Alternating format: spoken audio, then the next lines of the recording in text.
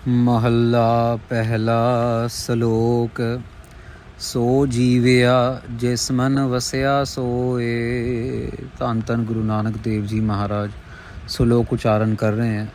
आप नोट करेंगे साथ संगत जी, पीछे जो पहला श्लोक शुरू होता है वार के अंदर, उसमें आता है श्लोक महला पहला या श्लोक महला दूजा। यहाँ पे महाराज ने लिखा है महला पहला फिर श्लोक। देखो महाराज की मौज है। कोई क्या सवाल कर सकता है गुरु महाराज को, महाराज आपने ऐसा क्यों लिखा, श्लोक बाद में लिखा और महला पहले लिखा। महाराज लिख रहे हैं महला पहला श्लोक, गुरु नानक देव जी महाराज के उच्चारण किए हुए श्लोक। साथ संगत जी, आज की वार में ये जो छंद आ रहा है, इसके अंदर महाराज ने बिल्कुल सीधे सीधे लफ्ज़ों में जो बंदे का अहंकार है ना, उसको ऐन खदेड़ के महाराज ने, मतलब कह लो कि जैसे धागे को, जैसे ऊन को स्वेटर हो बुनी और उस स्वेटर को एक एक करके ऊन की जो परत है खोलते जाओ, खदेड़ते जाओ तो सारा चिथड़े चिथड़े हो जाता है। वैसे ही महाराज ने हमारे अंदर के अहंकार के चिथड़े चिथड़े कर दिए हैं। यहाँ पे एक एक अक्षर खोल के महाराज यहाँ बयान कर रहे हैं। और ये सुन के डर भी बहुत लगता है कि महाराज बस बचा के ही रखना, हमारे को अहंकार के पहरे से बचा के ही रखना, अपने नाम के साथ जोड़ के रखना। स्वाओ बड़े प्यार से श्रवण करते हैं साथ संगत जी। सो जीविया जिस मन वसिया सोए। महाराज को पूछा जाता है, महाराज आप कह रहे हो कि भाई नाम जपो या गुरबाणी गुरमत के साथ जुड़ो। महाराज हम लोग सारे जी रहे हैं, खुश हैं, सारी सुख सुविधाएं हैं हमारे पास, तो मतलब समझ नहीं आता फिर क्या मतलब ज़रूरत है ये सब कुछ करने की। तो यहाँ पे महाराज जवाब देते हैं, भैया तुम्हें लगता है तुम जी रहे हो। महाराज कहते हैं सो जीविया जिस मन वसिया सोए। महाराज कहते हैं जी तो सिर्फ वो रहा है जिसके मन में हरि परमेश्वर अकाल पुरख वाहिगुरु जी बसा हुआ है, जो दिन रात सुबह शाम सतनाम वाहिगुरु कर रहा है, जो चालाकियों से परे है, चतुराइयों से परे है। सात्संग जी चतुराई इतनी, आज दो औरतें आई, दोनों सिस्टर थी, अच्छी उम्र है दोनों की, 60+ होंगी दोनों। तो बातें करते करते आपस में झगड़ने वाली देती हो गई। वही कहती कि बाबा जी ये मेरे को सेवा नहीं करने देती, जब सुखासन हो रहा होता हम गुरुद्वारे जाते हैं तो ये मेरे आगे आके खड़ जाती है और मेरे को सेवा नहीं करने देती। गुरु ग्रंथ साहब महाराज को सिर पे सवारी करनी होती है और ये आगे आगे खड़ी हो जाती है। और ये मुझसे उम्र में 2 साल बड़ी है, तो मैं कुछ कहती भी नहीं हूँ, पर मेरे को बहुत रोना आता है कि महाराज मतलब मेरे को भी सेवा दो। तो वो जो बड़ी बहन थी वो अपनी पीपड़ी बजाई जाए, नहीं बाबा जी मैं स्नान करके आती हूँ, और स्नान तो ये भी करती है लेकिन ये छोटी है तो ये चौर साहब कर लेती है, छोटे का तो फ़र्ज़ होता है कि बड़े को आगे करके सेवा देनी चाहिए। तो मैं प्यार से देख रहा था कि क्या मन के अंदर बिरतियाँ हैं लोगों की। तो फिर हमने कहा देखो आप रोज़ सेवा करते हो, एक दिन आप कर लो, क्या प्रॉब्लम है। पर वो जो बड़ी बहन थी वो थोड़ी ज़्यादा ही अपने कह लो ईगो में थी, तो नहीं नाना करते करते वो तुमने छोटी वाली को समझाया। मैंने कहा गुरु ग्रंथ साहब महाराज की तो चौर साहब की सेवा भी बहुत बड़ी सेवा है। गुरु ग्रंथ साहब महाराज चाहेंगे वो अपने आप कृपा कर देंगे, तुम्हारे शीश पे आके सज जाएंगे। अहंकार में की हुई सेवा का कोई लाभ भी नहीं है, वो तो कुछ किसी भी काम नहीं आएगी, क्योंकि जिस कारण करके हम सेवा कर रहे हैं ताकि हमारा अहंकार मिटे, वो तो हम मिटाने की कोशिश ही नहीं कर रहे हैं, ठीक है ना, वो तो हम कोशिश ही नहीं कर रहे हैं। तो महाराज कह रहे हैं यहाँ पे जिसके मन में वो नहीं बसा वो जिंदा नहीं, वो तो मुर्दा है। नानक अवर न जीवै कोय, सीधा सीधा कह रहे हैं महाराज, कह रहे हैं और कोई भी जीता नहीं है, सब मरे हुए हैं जिनके अंदर वो बसा नहीं हुआ। जे जीवै पत लथी जाए। महाराज कहते हैं अगर आपको लग भी रहा है ना कि कोई जी रहा है, जो नाम के बिना जी रहा है, आखिर में जाके पत लथी जाए, पत होता है इज्जत, लथी जाए चली जाती है, आखिर में तो उसकी इज्जत जाती हुई है। सात्संग जी सोच के देखिए ना, हम लोग अब सचखंड में गए और सचखंड में गुरु नानक देव जी के चरणों में गए, तो वहाँ पे क्या अमीर क्या गरीब, वहाँ पे क्या मोदी जी और वहाँ पे क्या कोई रिक्शे वाला, सब बराबर हैं। वहाँ पे ये नहीं कि किसी को कोई प्रेफरेंस मिलेगी और उनको सोने के उस पे बिठाया जाएगा। वहाँ पे तो सिर्फ इतना पूछा जाएगा, भैया नाम किसने कितना जपा, किसने बंदगी की, किसने भजन किया, किसने चोरी की, किसने लोगों का गला काटा, किसने किसी को नुकसान पहुँचाया, किसी ने गलत तरीके से सत्ता हथियाई, किसी ने कह लो कि ईमानदारी की जगह बेईमानी की रोटी खाई। वहाँ पे तो यही हिसाब किताब है सारा का सारा। तो महाराज कह रहे हैं भले ही कोई अपने आप को जीता जागता समझता हो यहाँ पे, पर नाम के बिना तो उसकी जो आखिर में जो उसकी इज्जत है वो तो जाएगी जाएगी। सब हराम जेता किच खाए। महाराज कहते जो भी वो खा रहा है पी रहा है वो हराम ही है, मतलब कि पाप का रूप ही है, गलत कमाई का रूप है, गलत है वो। कब? जब नाम नहीं जपा जा रहा। राज रंग माल रंग, देखो अहंकार के परते खोल रहे हैं। महाराज कह रहे हैं जितना भी राज है ना, जैसे किसी के पास सत्ता है, किसी के पास पावर है, जो राज का रंग, रंग यहाँ पे आनंद है साथ संगत जी, मीनिंग मतलब कि सुख आराम, राज का सुख आराम, माल का सुख आराम, माल रंग मतलब कि पैसे, रंग रत्ता, नच्चै रंग, नच्चै नंग। महाराज कहते पदार्थों के रंग में रत्ता हुआ, ये भी वो भी यहाँ भी वहाँ भी, नच्चै रंग, वो नंगा होके नाच रहा है। नंगा मतलब समझ लो कि अवगुण है, अवगुणों से भरा हुआ है, गुण उसके पास है नहीं तो वो नंगा ही हुआ ना साध संगत जी। गुणों के कपड़े पहने ही नहीं हुए तो अवगुण जो है वो नजर ही आएंगे, फिर वो तो नंगा ही है। नानक ठगिया मुट्ठा जाए। महाराज कहते हैं कि वो तो काम आदि, क्रोध आदि, लोभ आदि, मोह आदि ठगों से वो ठगा जा रहा है। ये ठगने आ रहे हैं, मुट्ठा जाए उसको ठग रहे हैं। विण नावै पत गया गवाए। फिर महाराज कहते हैं नाम के बिना, परमेश्वर के नाम के बिना पत गया गवाए, जब जाता है तो अपनी इज्जत गवा के जाता है, कहीं का नहीं रहता साध संगत जी। कोई नहीं पूछता उसको दुनिया जहान में, कोई नहीं, गालियाँ निकालते हैं लोग, को पूछता नहीं, कोई याद नहीं करता, कोई याद करता भी है तो गलत नामों से बुलाया जाता। औरंगजेब को आज कौन सा कोई अच्छे नाम से बुलाता है? उसके करतूतों की वजह से इवन उसके अपने लोग, मुसलमान धर्म के लोग भी उसको जो हैं वो नहीं स्वीकार करते, क्योंकि उसे इतना पाप, इतनी दहशत फैलाई साध संगत जी। तो यहाँ पे महाराज कह रहे हैं आखिर में तो फिर तेरी इज्जत जो है वो जानी ही है। कब? परमेश्वर के नाम के बिना। महल्ला पहला, क्या खादा है क्या पैद है होए। महाराज कहते हैं कि तेरे को लगता तू कपड़े डाल रहा है, तेरे को लगता है तू खाना खा रहा है। महाराज कह रहे ये खाने खा के, ये अच्छे अच्छे कपड़े डाल के क्या हासिल हो रहा है तेरे को भैया? क्या मिल रहा है? तेरे दिमाग में क्या चढ़ रहा है? क्या हासिल हो रहा है? क्या अच्छे कपड़े डाल के तेरा ध्यान जुड़ रहा है भगवान में? अच्छे खाने खा के गंदे गंदे डकार तो ज़रूर आएंगे, लेकिन नाम जुड़ने वाली वृत्ति नहीं होगी। नींद ही आएगी, सारा दिन सारी रात सोता ही रहेगा बंदा, बस कभी ये खा लिया कभी वो खा लिया, फिर हजम नहीं हुआ। महाराज बाणी में कहते हैं थोड़ा सवै थोड़ा ही खावे। भाई थोड़ा सोना है, थोड़ा खाना है, ध्यान ज़्यादा भक्ति में लगाना है। जा मन नाही सच्चा सोए। महाराज कहते हैं अगर मन में वाहिगुरु वाहिगुरु सतनाम वाहिगुरु नहीं है ना, तो ये खाने पीने, वस्त्रों का, खाने का कोई फ़ायदा नहीं है। इन पदार्थों से कुछ हासिल नहीं होना है। क्या सेवा क्या क्यों गुड़ मिठा, क्या मेवा क्या क्यों गुड़ मिठा, क्या मैदा क्या मांस।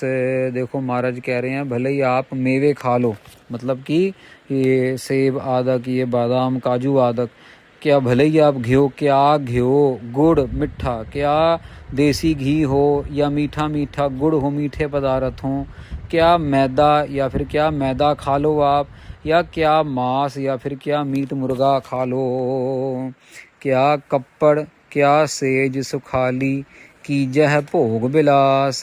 महाराज कह रहे हैं भले जितने मर्जी सूती कपड़े डाल लो भैया, अच्छे अच्छे वस्त्र ले लो, और या फिर क्या सेज सुखाली, वो जितनी मर्जी स्त्रियों के साथ भोग संभोग कर लो, जो सुख देने वाली सेज है, कईयों के मखमली गद्दे हैं साथ संगत जी, वो एडवर्टाइजमेंट आती हैं टीवी पे, होटलों के कमरों के इतने मोटे मोटे गद्दे वहाँ दिखाए, वो बेचते ही कमरे ऐसे हैं कि बड़ा मोटा गद्दा है, बड़ी अच्छी आराम की नींद आएगी। महाराज कह रहे हैं कीजह भोग बिलास, ऐसे ऐसे सेजा के ऊपर सारी सारी रात सारा सारा दिन भोग बिलास करते रहते हैं, मतलब कि काम वृत्ति में अपने आप को खचित कर रहे हैं। ये सब महाराज अहंकार को काट काट के पीट रहे हैं साथ संगत जी। ये सब उसी की कॉन्टेक्स्ट में बात हो रही है। क्या लश्कर, क्या नेब खवासी। महाराज कहते हैं कि बड़े बड़े तेरे लश्कर हों भले ही, क्या नेब खवासी, नेब होता है साथ संगत जी जो चौबदार होते हैं, मतलब कि जो आजू बाजू घूमते रहते हैं, सेवा करने वाले हैं साथ संगत जी। खवासी होता है टहल करने वाले, जो मतलब कि पानी ले आ, ये घोड़े की सेवा कर ले, ड्राइवर हो गए, ठीक है ना, ऐसे हो गए। और महाराज कह रहे हैं आवे महली वास। महाराज कह रहे जितने मर्जी तेरे पास महल बड़े से बड़े हों, फिर भी नानक सच्चे नाम विण सभे टोल विनाश।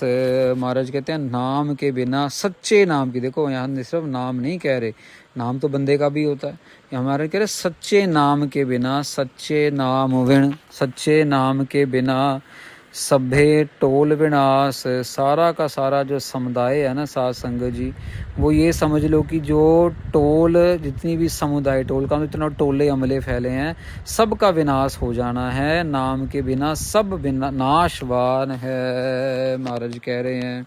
अब देखो साथ संगत जी, ये तो महाराज ने कर दी सारी चीज़ें निखेधी, कि भी जिस जिस चीज़ में भी अभिमान आ रहा था महाराज ने उसकी जो है निखेधी करती, और सबको महाराज ने एक तरीके से नरकों की तरफ भेज दिया, क्योंकि भोग बिलास करने वाले, घोड़े आदि ये सब कुछ रखने वाले जो नाम के बिना हैं, वो सब के सब जो हैं वो चले गए दूर महाराज अकाल पुरख वाहिगुरु से।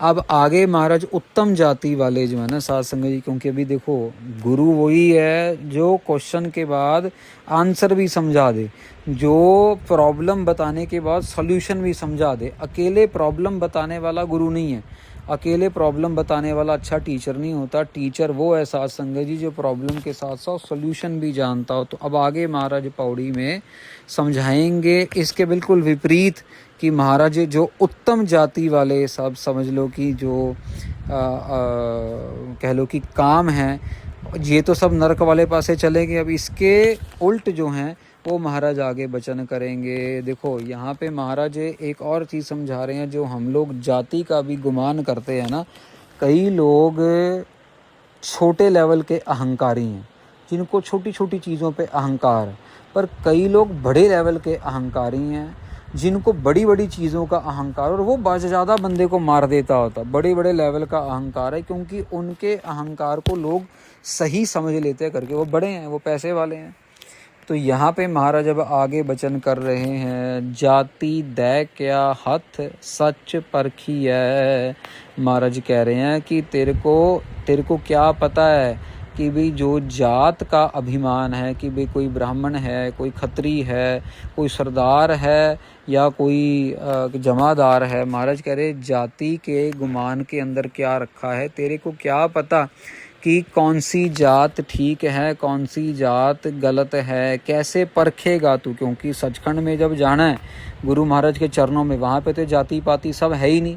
महाराज का तो ना जाता है, ना पाता है, ना ताता है, ना माता है। महाराज कह रहे कोई अकाल पुरख वाहिगुरु की कोई जात ही नहीं है, उसकी कोई पात ही नहीं है, कोई पत्ती नहीं है। महाराज तो बिल्कुल परे हैं इन चीज़ों से। मोहरा होवे हथ मरिया चखी है। महाराज कहते हैं, क्योंकि जो मोहरा साथ संगत जी, मोहरा कहते हैं जहर को। महाराज कहते हैं जो जाति का जो अभिमान है ना, एक तरीके से जहर है, ये हाथ में पकड़ा हुआ है। हथ मरिया चखी है, हाथ में पकड़ा हुआ है।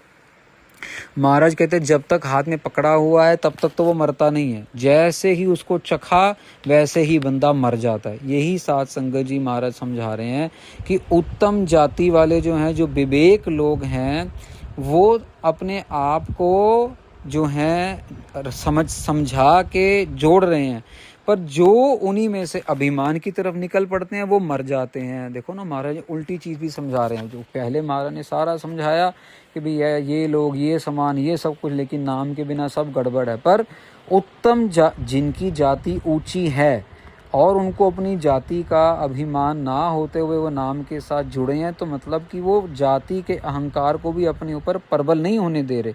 जैसे साध संगत जी, जनक राजा हुआ, आपको पता है, बड़ा ज़बरदस्त राजा हुआ, लेकिन नाम बहुत जपा, इतना नाम जपा कि एक घड़ी सिर्फ कुछ मिनटों के सिमरन के साथ पूरा का पूरा नर्क खाली करवा लिया था उन्होंने। इतनी भजन बंदगी, लेकिन थे वो धर्मी राजा, जनक राजा।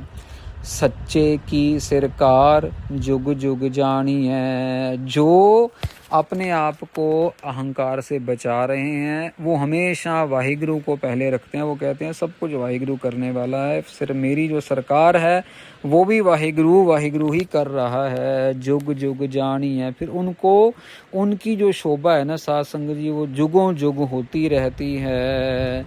हुक्म मन्ने सिरदार दर दी बाणी है। यहाँ पे सिरदार साध संगत जी परमेश्वर के लिए आया कि जो परमेश्वर का हुक्म मन मान रहा है उसको ये समझ लो कि दर दी बाणी है। वो फिर दीवान तक पहुंच जाता है, महाराज के दर तक पहुंच जाता है। जो राजा हुक्म के अनुसार साध संगत जी, ये जो फौज है जो राजे के हुक्म में रहती है, फिर वो जीत हासिल करती है। यहाँ पे महाराज एक दृष्टांत छोटा सा दे रहे हैं। फुरमानी है कार खसम पठाया।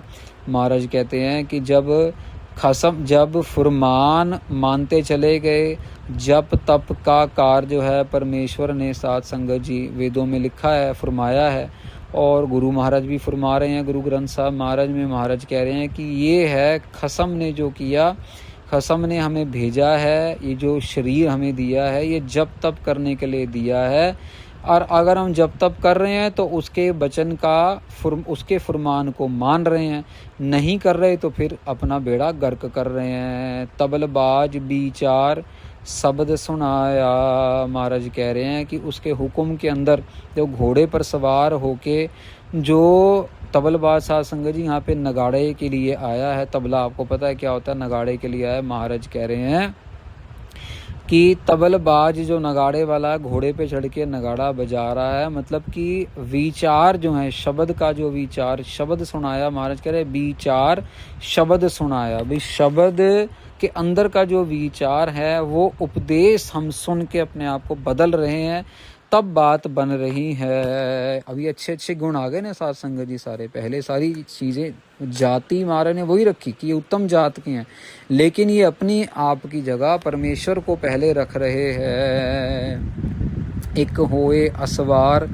एक ना साखती। महाराज कह रहे हैं एक जो है घोड़े पे चढ़ चुका है, समझ लो कि भाई वो चढ़ के एक असवारी कर रहा है, ठीक है ना। एक ने मतलब खुद ही घोड़े के ऊपर चढ़ के आसन लगा लिया और आगे चल रहा है, और एक अभी तैयारी में है। साखती मतलब तैयारी करी कि भाई वो मानने की कोशिश कर रहा है। यहाँ पे महाराज मौका भी दे रहे हैं कि चलो ठीक है अभी अमल नहीं कर रहे कोई नहीं, लेकिन मानने की तरफ ध्यान रखो कि हाँ एक ना एक दिन भक्ति करनी है, भजन करना है। समा निकाल के चौंकड़ा मार के सतनाम वाहिगुरु सतनाम वाहिगुरु सतनाम वाहिगुरु सतनाम वाहिगुरु का जाप करना है।